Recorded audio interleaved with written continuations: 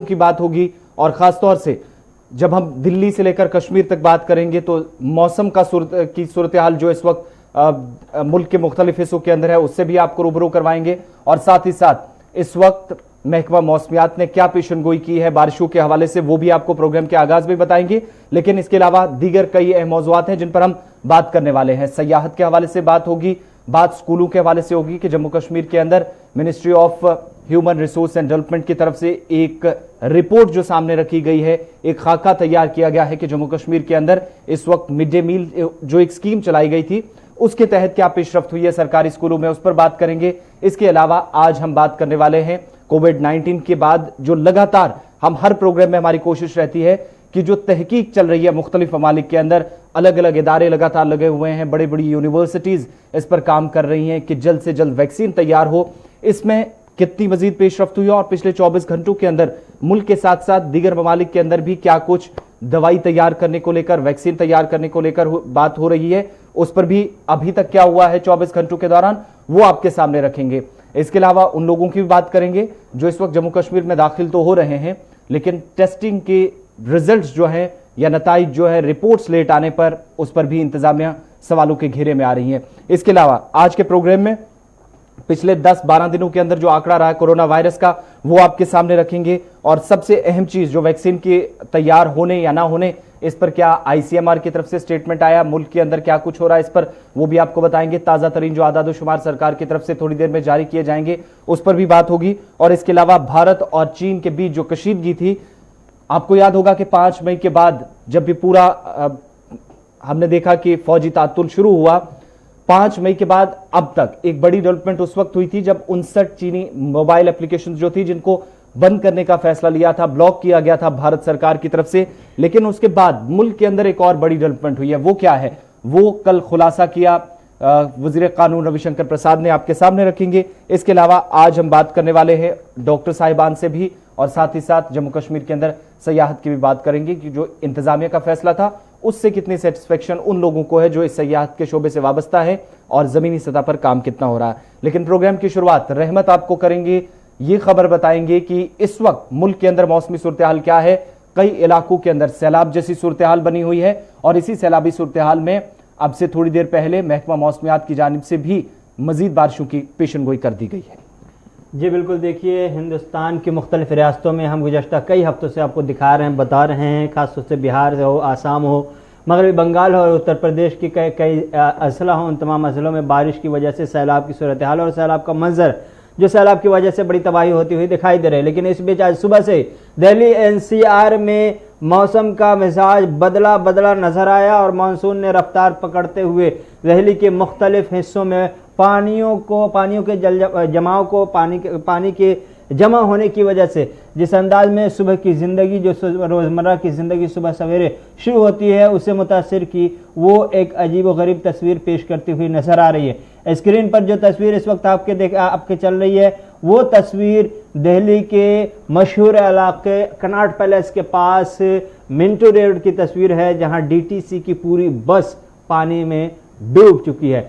इसकी वजह है सिर्फ और सुबह से मुसलसल बारिश की वजह से ये सूरत हाल है। ख़ास तौर से बात करें तो 2-3 बड़ी रियासतों में मानसून को लेकर के महकमा मौसमियात की तरफ से जो पेशनगोई की गई है, कहा गया कि अगले 3 दिनों तक मुसलसल बारिश हो सकती है जिसकी वजह से बड़े नुकसानात हो सकते हैं।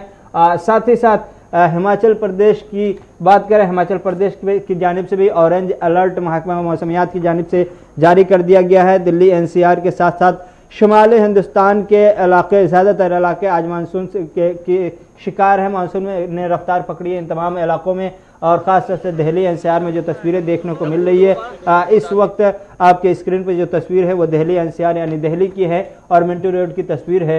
इस तस्वीर को देख कर के अंदाज़ा लगा सकते हैं कि मानसून की रफ्तार क्या है। मानसून बहुत पहले आया लेकिन अभी उसकी रफ्तार से दिल्ली के अवाम लुत्फ़अंदोज़ हो रही है लेकिन रोज़मर्रा की ज़िंदगी भी मुतासिर हो रही है। यही कुछ तस्वीरें उत्तर प्रदेश के बड़े बड़े शहर, खासतौर से नोएडा की बात करें, हरियाणा की बात करें तो गुरुग्राम की बात करें या बिहार की बात करें तो पटना की बात करें, बिहार के बेशतर हिस्सों में मुसलसल बारिश हो रही है और नेपाल की जानिब से पानी छोड़े जाने के बाद कई अजला में ख़ासतौर से 15 से 20 अजला की बात जो नेपाल के सरहदी इलाकों से मिलते जुलते इलाके हैं, उन तमाम अजला में सैलाब की वजह से बड़ा नुकसान होता हुआ दिखाई दे रहा है। आम जिंदगी मफलूज होती हुई दिखाई दे रही है। तो ये सूरत हाल बिहार में सैलाब की वजह से, इधर मानसून के रफ्तार पकड़ने की वजह से दिल्ली की सूरत हाल आप देख रहे हैं कि किस तरह से डीटीसी की बसें डूब चुकी है। ये दिल्ली के मशहूर और मारूफ इलाके कनॉट प्लेस के पास के मिंटो रोड की तस्वीर है। दिल्ली के मुख्तलिफ इलाके जिनमें आदमपुर, हिसार, इसके साथ साथ दिल्ली और इसके साथ लगने वाले इलाके जिनमें हिसार, हंसी, जिंद, गोहाना, गन्नापुर, बहरोट, रोहतक और ये वो तमाम इलाके हैं जहां सुबह मूसलाधार बारिश हुई है।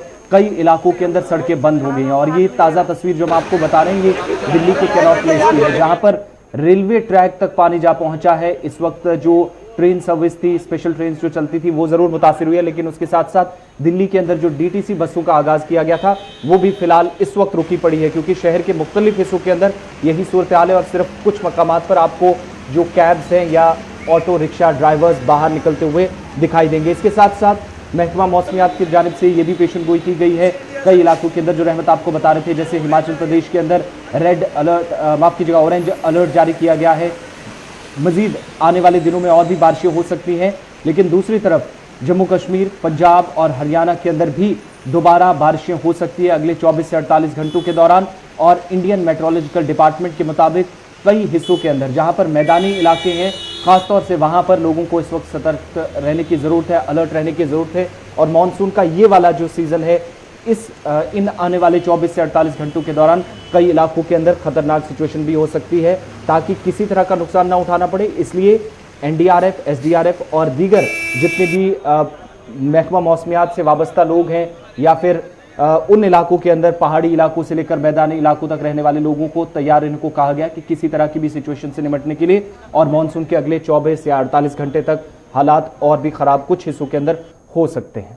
जी देखिए, बिल्कुल साथ में अगर दीगर रियासतों की बात करें तो मध्य प्रदेश में भी महकमा मौसमियात की तरफ से पेशन गोई की गई है कि मध्य प्रदेश में भी मानसून की सूरत हाल बिगड़ सकती है। साथ ही साथ यूपी की बात करें तो उत्तर प्रदेश के कई इलाकों का जिक्र किया गया। खासतौर से बात करें अगर तो यूपी के साथ साथ जो दिल्ली एनसीआर का हिस्सा जुड़ता है, हरियाणा की बात जैसे कि आपने बताया कि हरियाणा के मुख्तलिफ शहरों में, जिसमें से आपने गन्नूर का नाम लिया, बैरूत, रोहतक का नाम लिया, सोनीपत, बागपत, गुरुग्राम, नोएडा, गाजियाबाद, फरीदाबाद, ये तमाम ये तमाम हरियाणा के बड़े शहर हैं और यूपी के बड़े शहर हैं, जिनमें जहां आज मानसून की वजह से बड़ा नुकसान होता हुआ या फिर रोज़मर्रा की ज़िंदगी मुतासिर होती हुई दिखाई देगी। और अब जो तस्वीरें निकल कर आई हैं सुबह से दिल्ली एनसीआर में, बाज़ाब्ता तौर पर वो पेशन गोई सच होती दिखाई दे रही है जो महकमा मौसमियात की तरफ से की गई है। और महकमा मौसमियात की तरफ से कहा गया कि मानसून की रफ्तार पकड़ने की वजह से अगले 48 से 72 घंटे तक आम आवाम को मुश्किलात का सामना करना पड़ सकता है। कई मकामात पर, कई इलाकों में, कई रियासतों में ऑरेंज अलर्ट जारी किया गया। असम, मेघालय, अरुणाचल प्रदेश, इन तमाम रियासतों में भी, यूनियन टेरिटरीज में भी, जम्मू कश्मीर के हवाले से बताया, हिमाचल प्रदेश के हवाले से बताया, उत्तर प्रदेश के हवाले से बताया, बिहार के हवाले से बताया, उड़ीसा में भी खबर है कि उड़ीसा, राजस्थान, तेलंगाना, पंजाब, इन तमाम रियासतों में भी पेशन गोई की गई है महकमा मौसमियात की तरफ से कि यहाँ भी बारिश हो सकती है। अगले 3 दिनों तक यहाँ बारिश के इम्कानात हैं, पेशन गोई की गई है। और मुसलसल बारिश की वजह से आम जिंदगी और कारोबारी अदारे या कारोबारी सरगर्मियाँ के ठप होने के ज़्यादा इम्कानात हैं। चलिए, ये तो मौसम की सूरत हाल और इस वक्त दिल्ली के कई इलाकों के अंदर बारिश हो रही है और इसके साथ साथ अब जम्मू कश्मीर, हरियाणा, पंजाब की भी बारी है, जो IMD अब से थोड़ी देर पहले कह चुका है। बढ़ते हैं आगे, बात अब कोविड-19 की भी करते हैं, क्योंकि कहर सिर्फ मुल्क के अंदर ही नहीं बल्कि दुनिया भर के मुख्तलिफ ममालिक के अंदर है। और पिछले 100 घंटों के अगर सिचुएशन को देखें तो 1 मिलियन माफ़ कीजिएगा लोगों की जान नहीं गई है, लेकिन मुतासिर ज़रूर हुए हैं। मुख्तलिफ ममालिक की यही कहानी है। और पिछले 100 घंटों के अंदर कल शाम तक के अगर आंकड़े उठाकर देखें तो करीब 120 से ज़ायद ऐसे ममालिक हैं जहां पर कोरोना वायरस के नए केसेस सामने आए हैं और 1 मिलियन तक सिर्फ 100 घंटों के अंदर ये तादाद पहुंच चुकी हैं। और हर 1 मिनट के अंदर WHO के अकॉर्डिंगली अब जब हम 3rd स्टेज में दाखिल हो चुके हैं, कोरोना वायरस का इस वक्त एक और खतरनाक स्टेज है जहां पर इस वक्त हम इंतहाई तशवीशनाक सूरत हाल से गुजर रहे हैं, इन सब के बीच में हर 1 मिनट के साथ एक पेशेंट सामने आ रहा है। ये नया डेटा WHO की तरफ से जारी किया गया है। इसके साथ साथ इस बात से भी रहमत WHO ने इनकार किया है कि जो एयरबोर्न डिजीज या फिर कुछ हिस्सों के अंदर, जिनमें जम्मू कश्मीर का जिक्र भी किया गया है कि कम्युनिटीज जो ट्रांसमिशन है वो जम्मू कश्मीर के अंदर नहीं है, WHO की तरफ से बयान जारी किया गया। लेकिन बड़ी चीज कि 1 मिनट में एक पेशेंट दुनिया भर में इस वक्त कोरोना वायरस का सामने आ रहा है। जी बिल्कुल, 1 मिनट में एक मरीज के सामने आने के साथ ही पूरी दुनिया में कोरोना वायरस के मुतासरीन की जो तादाद इस वक्त है वो एक इंतहाई चौंकाने वाली और तशवीशनाक तादाद है। 1,44,25,865 को ये तादाद पार करती हुई दिखाई दे रही। तादाद एक बार फिर से सुन लीजिए, तादाद करोड़ में है। 1,44,00,000 यानी करीब 1.5 करोड़ के पास ये तादाद पहुंचती दिखाई दे रही है। लेकिन हैरानी वाली बात यह है और अफसोस की बात यह है कि मरने वालों की तादाद 6 लाख को पार कर चुकी है। 6,04,917 पूरी दुनिया में कोरोना वायरस की वजह से अब तक के लोगों की जान गई है। अच्छी बात यह है और तसल्ली दे सकते हैं अपने आप को इस खबर से कि 86,12,192 ऐसे अफराद हैं जो कोरोना वायरस से लड़े और जीत कर अपने घरों को लौट चुके हैं। बात करेंगे बड़े ममालिक जहां बड़ी तबाही होती हुई कोरोना वायरस की वजह से दिखाई दे रही है, तो उसमें सबसे पहले नाम आता है अमेरिका का, जहां कोरोना वायरस की वजह से बहुत ही सूरत हाल खराब है। सबसे बड़ा सबसे सुपर पावर मुल्क कहलाने वाला अमेरिका, आज सूरत हाल यह है कि कोरोना वायरस के सामने अमेरिका घुटने टेकता हुआ नजर आ रहा है। कोई उम्मीद बर नहीं आती, कोई सूरत नजर नहीं आती। यही ट्रंप के ख्याल में है और ट्रंप इंतजामिया बार बार यही सोच रही है कि आखिर किया जाए तो क्या किया जाए, क्योंकि कोरोना वायरस की मुतासरीन की तादाद अगर अमेरिका में देखें तो वहाँ 38,33,271 मुतासरीन की तादाद है। ये अपने आप में चौंकाने वाली तादाद। 38 लाख 24 घंटों के दौरान एक बार फिर 42,000 से ज्यादा नए केसेस। जी बिल्कुल, अमेरिका में 40,000 42,000 पिछले एक हफ्ते पहले हम जब आपके सामने ये खबर पढ़ रहे थे उस वक्त बताया था कि 67,000 नए केस 24 घंटे में सिर्फ अमेरिका में आए हैं। तो ये अमेरिका में कोरोना वायरस पूरी तरह से अपने शवाब पर पूरी अपनी तवानाई के साथ वहाँ नुकसान पहुंचाता हुआ दिखाई दे रहा है। तो मुतासरीन की जो तादाद है 38,33,000 को पार कर चुकी है सिर्फ और सिर्फ अमेरिका में, जो 1 नंबर पर पूरी दुनिया में कोरोना वायरस के मामले में। मरने वालों की तादाद सिर्फ अमेरिका में 1,42,877 को पार करती हुई दिखाई दे रही, यानी 1.5 लाख करीब 1.5 लाख अमेरिकी अब तक के कोरोना वायरस से हलाक हो चुके हैं। दूसरे नंबर पर ब्राजील का नाम है। ब्राजील में भी 20,75,000 को पार करती हुई मुतासरीन की तादाद दिखाई दे रही है और मरने वालों की तादाद 78,817 को क्रॉस कर चुकी है। तीसरे नंबर पर हमारा मुल्क हिंदुस्तान है, जहां 10,70,75,000 यानी करीब 11 लाख के पास ये तादाद मुतासरीन की पहुंचती दिखाई दे रही है और 26,800 के पार महलूकीन की तादाद है। तो ये 3 बड़े ममालिक जहां सबसे ज्यादा नुकसानात हो रहे हैं। 4 नंबर पर रूस का नंबर आता है, जहां 7,65,000 के पार है मुतासरीन की तादाद, 12,247 को पार है महलूकीन की तादाद। साउथ अफ्रीका, जनूबी अफ्रीका की खबर है, वो जनूबी अफ्रीका अब 5 नंबर पर आ गया है। कल तक के पेरू 5 नंबर पर था, जनूबी अफ्रीका 6 नंबर पर था, लेकिन जनूबी अफ्रीका अब 5 नंबर पर आ गया है।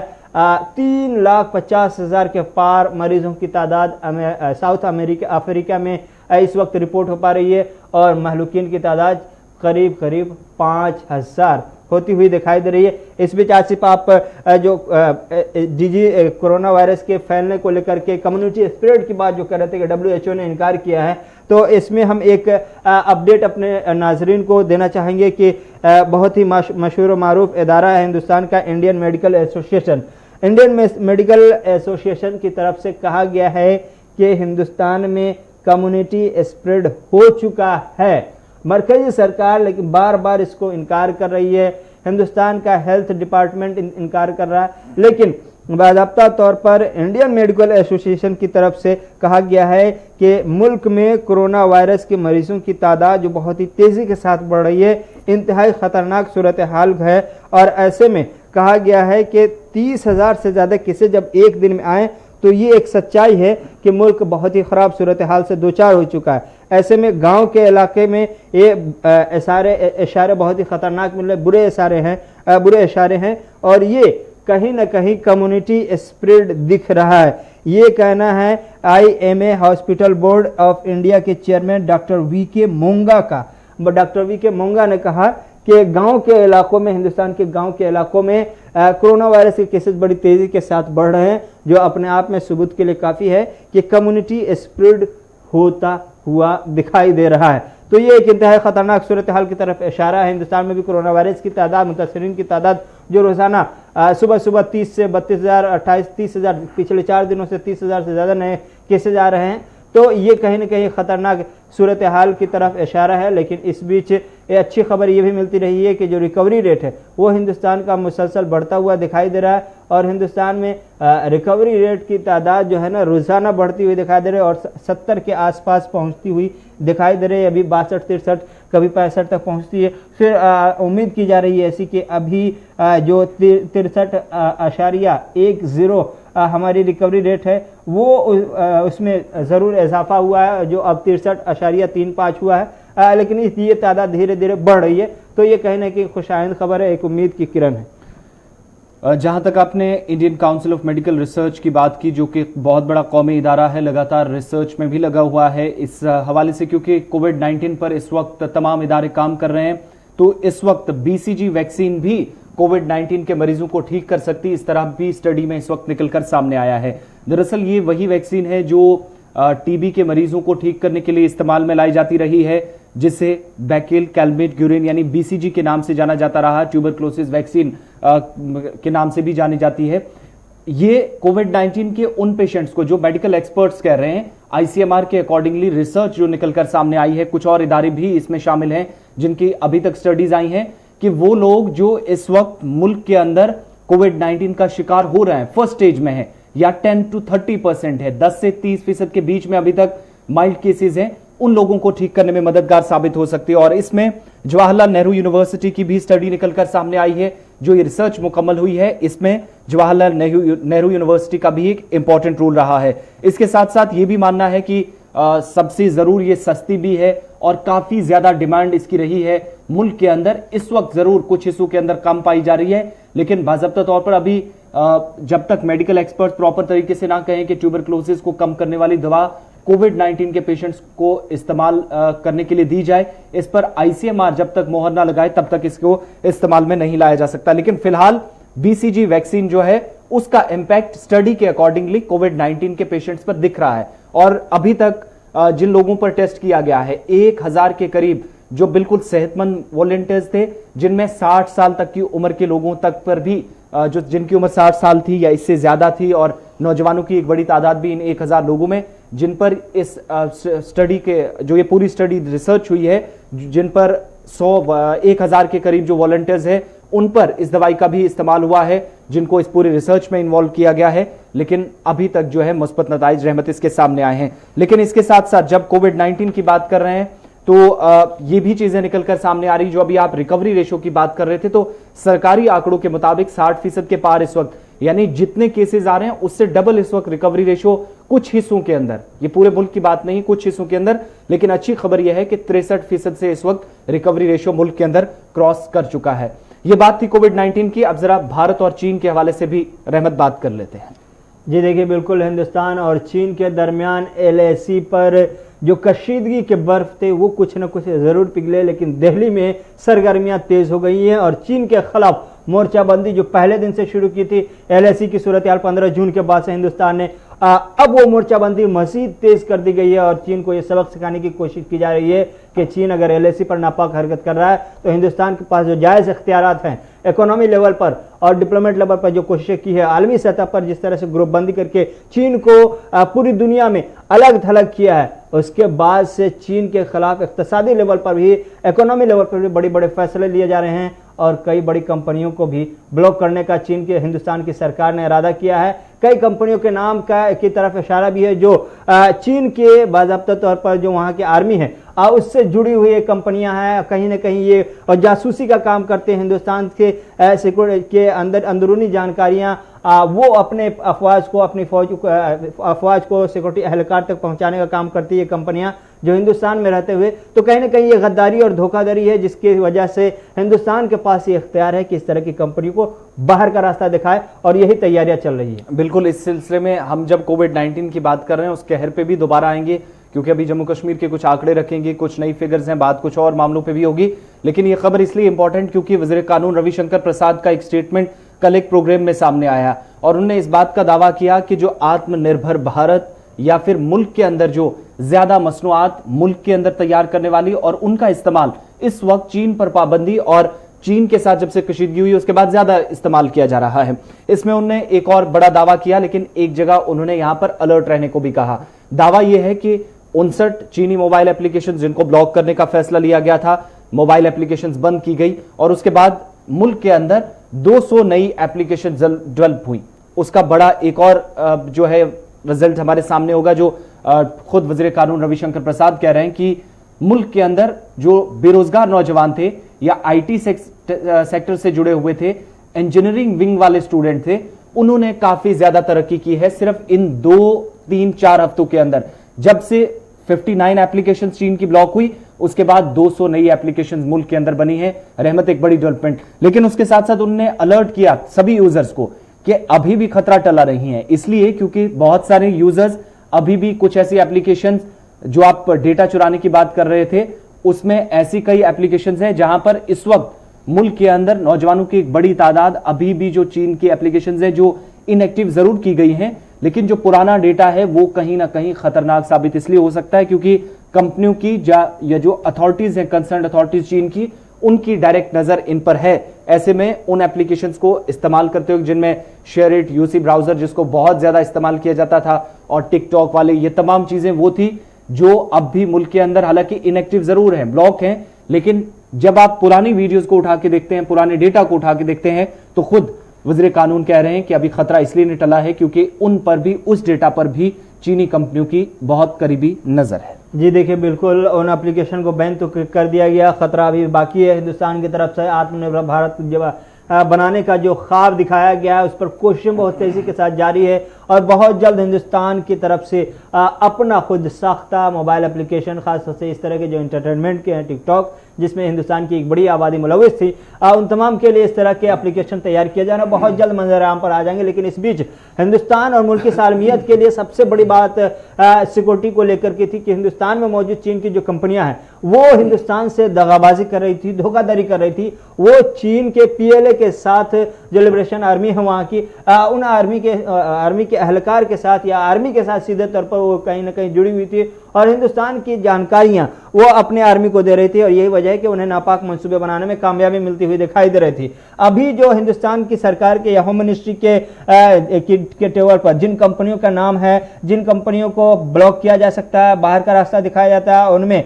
सबसे पहला नाम हुआई का है जिसपे अमेरिका ने पिछले दिनों पाबंदी लगाई, बर्तानिया ने भी लगाई, जिसके बाद से चीन की हालत खराब है। चीन मुसलसल इसको लेकर के बेचैनी के आलम में है कि हुआई की अब कमर तोड़ने की कोशिश कामयाब होती हुई दिखाई दे रही है। अमेरिका की पाबंदी के बाद बर्तानिया ने भी फैसला लिया, हुआई पर पाबंदी लगा दी। अब हिंदुस्तान की सरकार भी फैसला लेती हुई नजर आ रही कि हुआई पर पाबंदी लगा दी। मोबाइल और सॉफ्टवेयर के बाजार में हुआई एक अपने आप में बड़ी कंपनी है, खासतौर से, और मोटर बाइक के फील्ड में भी हुआई कंपनियां। तो ये इस कंपनी की भी अब हालत ठीक ठाक नहीं है, चूंकि अमेरिका और बर्तानिया के बाद हिंदुस्तान का जब ऐसा फैसला हो रहा है तो फिर ये कंपनी अचानक से आसमान से नीचे जमीन पर गिरेगी। दूसरी बड़ी कंपनी है सीईटीसी। सीईटीसी के हवाले से भी खबर है कि सीईटीसी भी मुसलसल हिंदुस्तान की जानकारियां अपने पीएलए को साथ चाइनीज आर्मी के साथ शेयर कर रही है। तो ये एक ऐसी इसकी वजह से हिंदुस्तान की सरकार पर इस कंपनी को हिंदुस्तान की सरकार ने इस कंपनी के खिलाफ फैसला लेने का मन बनाया है और अभी जो खबर मिल पा रही है कि बहुत जल्द इन कंपनियों के खिलाफ एक हुक्मनामा जारी होगा। इन्हें कहा जाएगा कि आप अपना बोरिया बिस्तर उठाओ और चलो हिलो। और साथ ही साथ दो तीन और बड़ी कंपनियां हैं, उसमें से जिंगजिंग कैचे भी एक कंपनी है जिसे बंद करने की का फरमान अब से कुछ दिनों में आ जाएगा सामने। जो हमें सोर्सेस से खबरें मिल पा रही है कि जो होम मिनिस्ट्री के टेबल पर जो कंपनी और सरकार के टेबल पर, मरकजी सरकार के टेबल पर जिन कंपनियों के नाम हैं, मरकजी सरकार की लिस्ट में जो कंपनियां शामिल हैं जो हिंदुस्तान के साथ दगाबाजी कर रही हैं, चीनी कंपनियां, उसमें जिंगजिंग कैचे का भी नाम है और साथ ही साथ एक्स इंडिया स्टील का भी नाम है। ये कंपनी भी है जो हिंदुस्तान में रहकर हिंदुस्तान के साथ गद्दारी कर रही है और चीनी आर्मी को हिंदुस्तान की जानकारियां फराहम कर रही है और कहीं ना कहीं वो हिंदुस्तान के साथ धोखा करने की कोशिश कर रही है। ये वजह कि मरकजी सरकार की तरफ से एक बड़ा फैसला चीनी कंपनियों के खिलाफ इसलिए लिया गया है कि चीन ने 15 जून को LIC पर जो नापाक हरकत की थी उसका बदला एक जायज़ तरीके से अपने इख्तियार में, अपने दायरे इख्तियार के अंदर हिंदुस्तान लेने की कोशिश कर रहा है। चलिए, ये बात थी भारत और चीन के हवाले से। अब बात जब कोविड-19 की हमने शुरू की थी तो अब जरा आपको जम्मू कश्मीर भी लिए चलते हैं। मुल्क के अंदर भी काफी मनफी असरात मुरतब हुए हैं। हालांकि लॉकडाउन रहा, कई लोगों की जानें जरूर बची, इन सबके बीच में हमने कई अहम शोबे उनका कामकाज मुतासिर होते या कई लोगों का रोजगार खत्म होते भी देखा। जब जम्मू कश्मीर की बारी आती है तो यहां पर भी सीजन ऐसा चल रहा था जहां सयाहों की आमद का इस वक्त सबसे ज्यादा इंतजार रहता था। और आपको याद होगा कि मार्च अप्रैल से लेकर अगस्त सितंबर तक बहुत ज्यादा एक बड़ी तादाद में गर्मियों के सीजन में खासतौर से वादी का रुख न सिर्फ मकामी बल्कि बाहर से आए हुए लोग भी काफी बड़ी तादाद में करते थे, या बैरून रियासत या बैरून मुल्क लोग वादी कश्मीर पहुंचते थे। जब कोविड-19 मजीद इस वक्त लोगों को मुतासिर कर रहा है, जाने ले रहा है, इन सब के बीच में जो सयाहत का शोबा है वो बुरी तरह मुतासिर हुआ है। और इस वक्त जहां पर 24 घंटों के अंदर और नए केसेस भी सामने आए हैं जम्मू कश्मीर के अंदर, जहां पर इस वक्त कुल मिलाकर तादाद 13,000 के पार मरीजों की पहुंच चुकी है।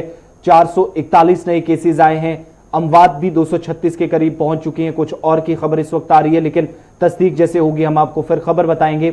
इन सब के बीच में कोविड-19 के बीच में लॉकडाउन एक बार लगा, खत्म हुआ, फिर 1 जुलाई के बाद दोबारा कुछ पाबंदियां हटाई गई और इन पाबंदियों के बीच किसी हद तक आहिस्ता आहिस्ता सही लेकिन दोबारा कारोबारी सरगर्मियां शुरू होती दिखाई दी गई मुख्तलिफ इलाकों के अंदर।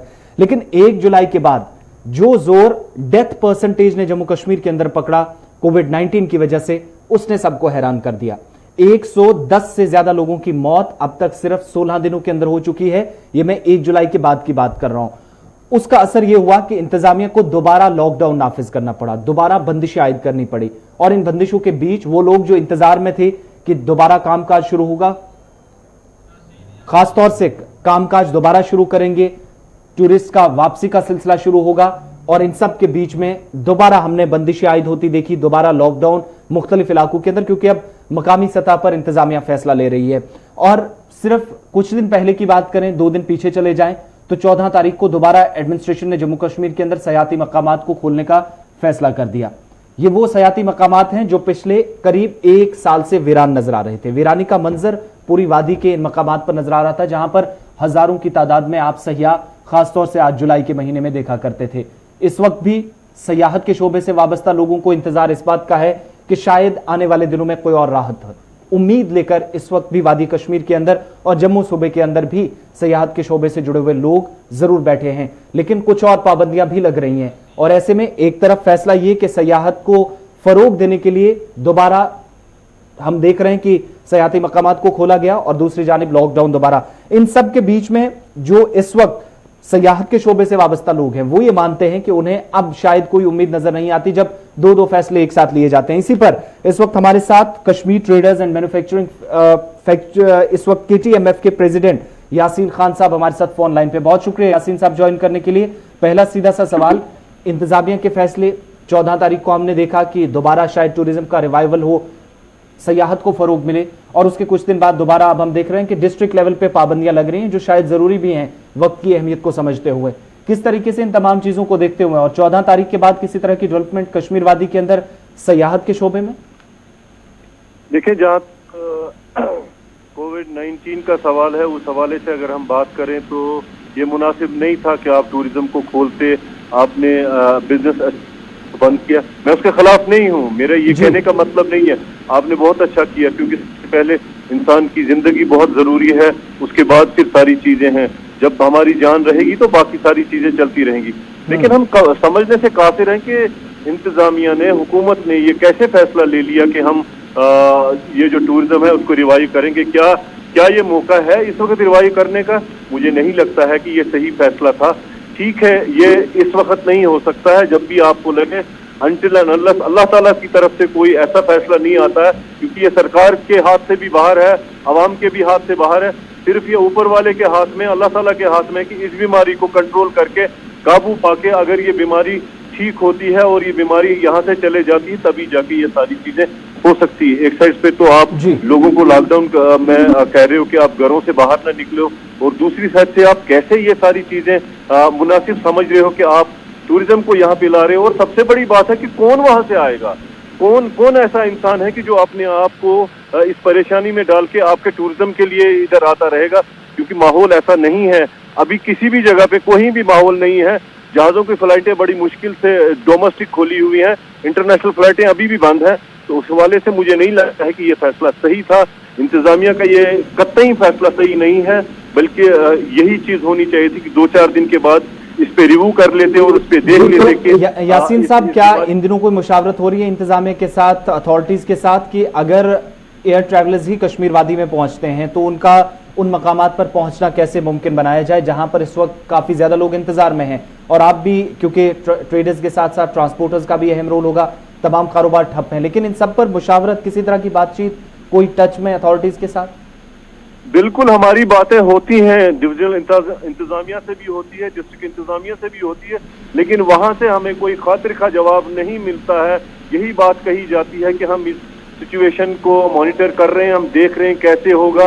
हालांकि ट्रांसपोर्ट आपका रोड पे नहीं, पब्लिक ट्रांसपोर्ट आपका रोड पे नहीं चल रहा है। आप उन लोगों को कैसे लाओगे जिनको आपने ट्रांसपोर्ट से एक जगह से दूसरी जगह लेके जाना है। नंबर 2, आपके पास इतनी इंफ्रास्ट्रक्चर मेडिकल का नहीं है कि अगर खुदा ना खास्ता उनमें से कोई पॉजिटिव आया तो उसको आप कहाँ पे रखोगे। डिस्ट्रिक्ट लेवल पे आपके पास इंफ्रास्ट्रक्चर नहीं है, श्रीनगर में आपके पास इंफ्रास्ट्रक्चर नहीं है, डॉक्टर आपके पास नहीं है। मैं आपको मिसाल दे दूं कि अभी हमारा एक साथी पॉजिटिव निकला कोविड-19 में, और उसको डॉक्टर ने, यहाँ से सरकारी डॉक्टर ने कहा कि अल्लाह ताला आपको रहम करे। तो इस बात पे जब आपके ये सारी चीजें हैं तो बाहर से आप लोग कैसे मंगाओगे? कोई खास का जवाब नहीं मिलता। बहुत शुक्रिया यासीन खान साहब, प्रेसिडेंट KTMF के हमारे साथ थे। लेकिन जब टूरिज्म की बात हो रही है, वादी कश्मीर के अंदर की सूरत हाल की बात हो रही है, तो इंतजामिया ने कल एक और फैसला लिया है, यानी आने वाले कल अब ये होगा कि सोमवार से दोबारा बनिहाल से बारामूला रेल खिदमत को भी शुरू करने का, जो स्पेशल ट्रेन है वो चलेंगी। लेकिन इसका मकसद क्या होगा, कौन लोग सफर कर पाएंगे, इसी पर हमारे साथ इस वक्त आरिफ वहीद, हमारे नुमाइंदे, बानिहाल से ज्वाइन कर चुके हैं। आरिफ, क्या कुछ तफसीलात हैं इस हवाले से इंतजामिया का फैसला, और क्या कुछ मजीद डिटेल्स मिल पाएंगी? जी बिल्कुल आसिफ, अगर बानिहाल काजी बारामूला रेल सर्विस की बात करना चाहेंगे, जो पिछले कई महीनों से जो है बिल्कुल बंद पड़ी है लॉकडाउन के चलते हुए, लेकिन कल एक जो रेलवे अथॉरिटी की जानिब से एक ऑर्डर जो है वो सर्कुलेट हुआ है, उसमें यहाँ पर जो डिविजनल लेवल पे जो है एक अप्रूवल के लिए जो है एक लेटर जो है वो फॉरवर्ड की गई है हायर अथॉरिटी को, क्योंकि यहाँ पर बानिहाल बारामूला ये जो रेलवे ट्रैक है इसमें कई जगहों पर अभी चूंकि नया बना है, कई जगहों पर और काम करने की जरूरत है रेलवे स्टेशन पर या पटरियों के ऊपर। तो उस चीज को लेकर जो यहाँ पर जो रेलवे अथॉरिटी को अपनी जो एम्प्लॉयज या कुछ जो लेबरर्स जो है काम पे मामूर करने होते हैं, तो उस चीज को देखकर क्योंकि प्राइवेट गाड़ियों में उनको रेंट वगैरह देना पड़ता है, तो इस चीज को टैकल करने के लिए यहाँ पर 2 बोगीज जो है कल से चलाई जाएंगी, ताकि ये जो एम्प्लॉयज है काम करने के बाद जो है सुबह बारामूला से बानिहाल तक 3 दिन के लिए, उसके बाद फिर बानिहाल से टुवर्ड्स मतलब बारामूला की साइड में जो है 3-3 दिन ये काम करेंगे। अलबत्ता